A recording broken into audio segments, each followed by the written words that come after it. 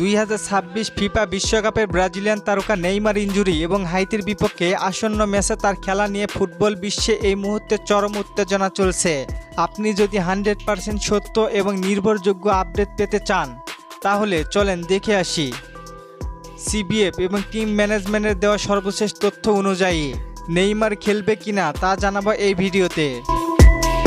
আপনারা আমাকে অনেকে কমেন্ট করেছেন, নেইমার কি সত্যি ব্রাজিলের হয়ে অনুশীলনে ফিরেছেন? হ্যাঁ, খবরটি সত্যি, তবে তিনি এখনও পুরোদমে মাঠে নামেননি। গত মে মাসের মাঝামাঝিতে 2026 সালে ব্রাজিলের ক্লাব সান্তোসের হয়ে খেলার সময় নেইমার তার ডান পায়ের কাপ মার্সেলের ইনজুরিতে পড়ে। এরপর থেকেই তিনি চিকিৎসকদের করা পর্যবেক্ষণে ছিলেন। চলতি সপ্তাহে 17 জুন 2026 মঙ্গলবার যুক্তরাষ্ট্রের নিউ জার্সিতে ব্রাজিলের ট্রেনিং ক্যাম্পে নেইমারকে প্রথমবারের মতো মাঠে দেখা গেছে। তবে তিনি দলের বাকি ফুটবলারদের সাথে কোনো ধরনের টেকনিক্যালি বা বল নিয়ে মূল অনুশীলনে ফেরেননি। তিনি মূলত হালকা রানিং এবং ফিজিক্যাল কন্ডিশনিং বা শারীরিক ফিটনেস পুনরুদ্ধারের কাজ করছেন। এর আগে তিনি কেবল জিম সেশন এবং শুধুমাত্র ঘরের ভিতরে প্র্যাকটিস করছিলেন। মাঠে দৌড়ানো শুরু করলেও তিনি এখনও ম্যাচ খেলার মতো শতভাগ ফিট নন এবং সীমিত পরিসরে অনুশীলন করছেন। এবং হাইতির বিপক্ষে কি নেইমার সত্যিই খেলবেন?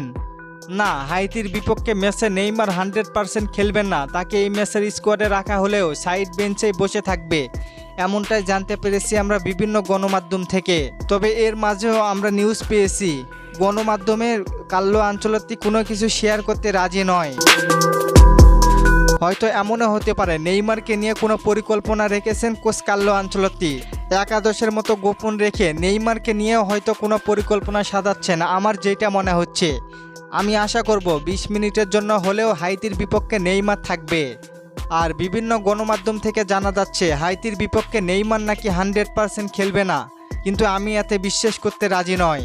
ব্রাজিলের মেডিকেল টিম এবং কোচ কার্লো আনচেলত্তি নেইমারের ইনজুরি নিয়ে কোনো ধরনের তাড়াহুড়া বা ঝুঁকি নিতে রাজি নন।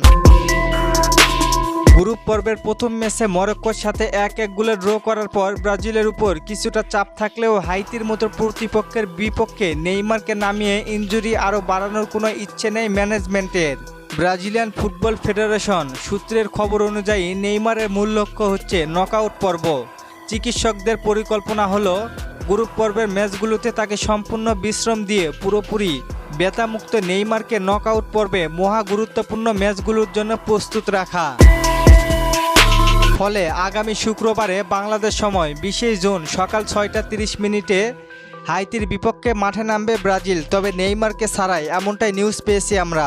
কি মনে করেন আপনি? নেইমার না থাকায় হাইতির বিপক্ষে ব্রাজিল কি জিততে পারবে? জানিয়ে দিন কমেন্ট করে। আর ফুটবলকে নিয়ে নতুন কোনো প্রশ্ন থাকলে করতে পারেন, পরবর্তী ভিডিওতে রিপ্লাই করব। ধন্যবাদ।